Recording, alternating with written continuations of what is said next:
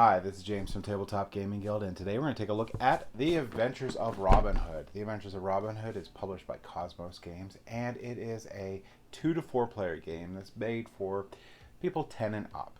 This is a cooperative adventure style game.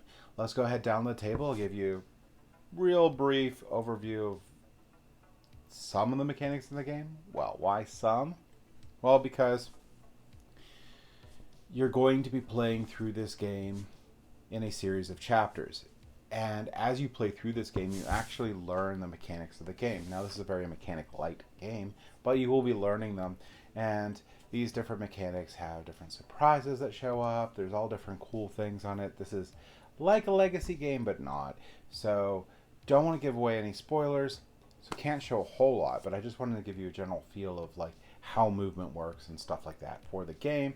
And then we'll come back and I'll give you my final thoughts.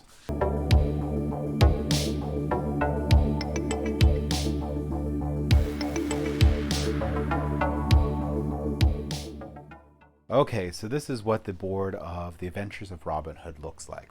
This is going to be a massive advent calendar style board where you're going to go through the game and explore all these different areas and have cool things happen.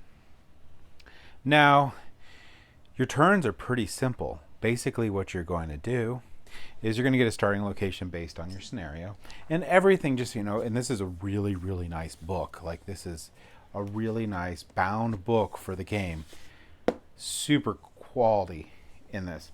And you're going to go through and you're going to do your adventures of Robin Hood, and they're all based into these different chapters.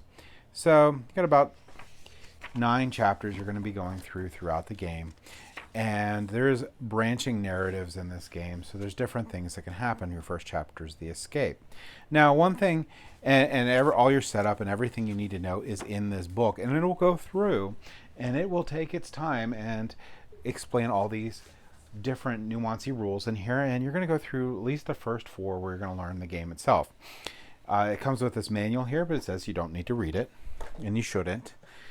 But it does say you have this, and this will give you the basics for setting up the board and your movement. And it's just really like a paragraph that you need to know to do this. So what you're going to do on your turn is you are going to basically have your starting location right here, right? And you're going to put these down for your movement. Now, if I go and use these 2 for my movement, and well, actually get a second one to show where you end, and take these away, I didn't use my long movement. As you can see on the board there, it says you take a white cube if you do that and plop it into this, whoops, I dumped all of it out, bag of misery. And not really misery, but bag of stuff. So I'm going to plop one of the white cubes into this bag. You'll see what that means in a second. If I use this long movement, then I don't get to do that.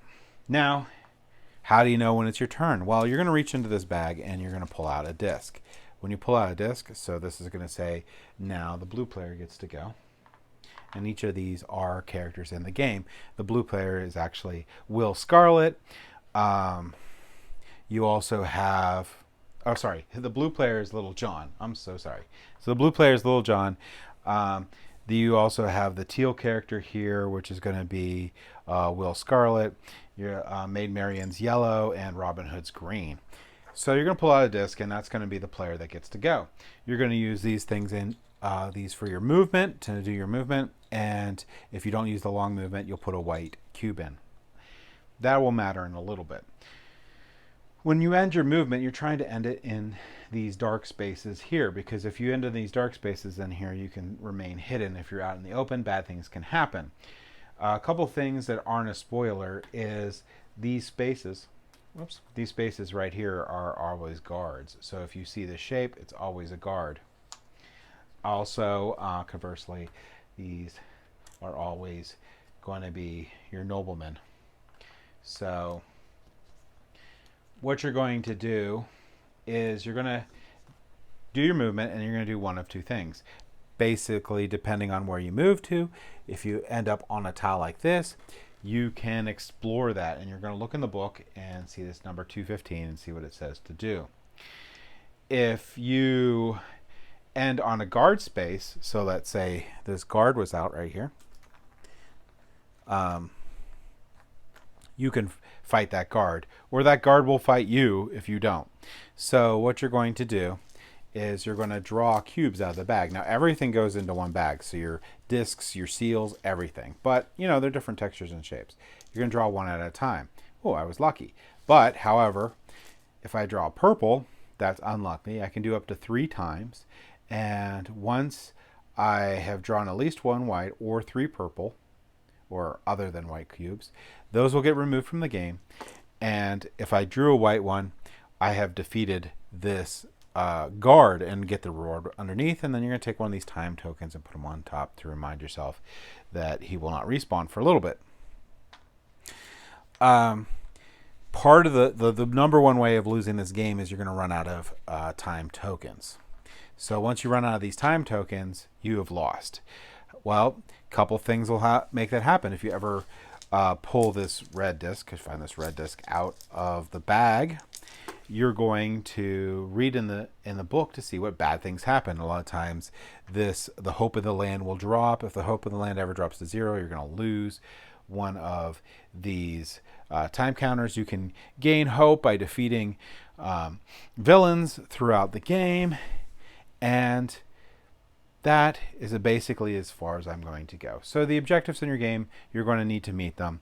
The lose condition generally, and there's other ways of losing later on, but generally is going to be running out of these time counters.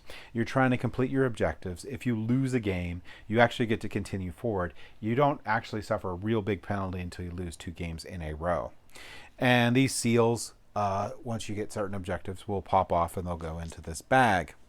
And like I mentioned, there's a branching narrative in the game, so your gameplay may be different than other people's gameplays depending on what you do. And there's a lot of different slots on this board that can be popped off and seen. And this board basically takes care of making this a legacy game without the legacy problem of destroying the board.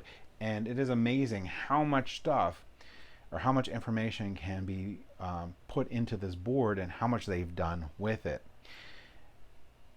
So that's basically it. That's all I'm really going to get into on down here at the table with this board. Just know that the mechanics of the game are very simple. They're very quick to learn. They actually, again, all you need to do is read this one page. It's not even a page. It's a huge font to get the game started. After that, you're going to jump into this book and get going, and it's going to slowly introduce different mechanics in the game. But overall, the mechanics in the game don't really get that complicated. So let's go ahead back up to the table here, and I'll give you my final thoughts on The Adventures of Robin Hood. So The Adventures of Robin Hood, I like it, but I have some caveats, and I'll go into that in a minute. But overall, it's a great game. The component quality is amazing in this game. I love the advent calendar style board. I love the really bound book that you have to play through the game. That's like your rule book and your story. Amazing. And nice wooden components for each of the characters and surprise characters that you'll see throughout the game. The gameplay mechanically is super easy to teach, and it's not a whole lot more difficult as you go through the game. So mechanically, this is like an entry-level gateway style game. The story is good, and the way it builds up is good. It does work well multiplayer because someone needs to be reading the entries while someone is making a decision, because in the entries some of the choices they shouldn't be seeing necessarily the results as they're reading. So definitely say this game needs to be played with at least 2 to 4 players. Now this game itself is going to skew probably to entry-level gamers or younger audiences coming in, because you do need to embrace that this is a simple mechanic game where you're just focusing on the adventure itself and the game as it unfolds. So as long as you have that mindset going into it, you're probably going to really enjoy the adventures of Robin Hood, especially if you like that theme. Now, who this wouldn't be for is hardcore gamers that are looking for like a pretty heavy game on this theme. Now, if you look at it, it does say like its strategy is a 4 out of 5. I don't know if I completely agree with that, because it makes it seem like it's like a heavier weight game. Because if you go with like a BGG rankings for this would be a very heavy game. This is not a very heavy game. You don't even need to read rules. There's like one paragraph that you read to start the game, and it explains it as it goes very well. They did a very good job with that. It made it so you really could just jump into this game in seconds. I really appreciated the detail and care they put into that. So that's my recommendation. If you like the Robin Hood theme, like I do, and you are okay with it not being a super heavy game, which I'm also okay with, then this is a game that I would definitely recommend checking out. Like I said, it's a lot of fun, plays quickly, plays about 60 minutes per chapter, and it's engaging. So that's my thoughts on The Adventures of Robin Hood by Cosmos Games. Thank you for watching.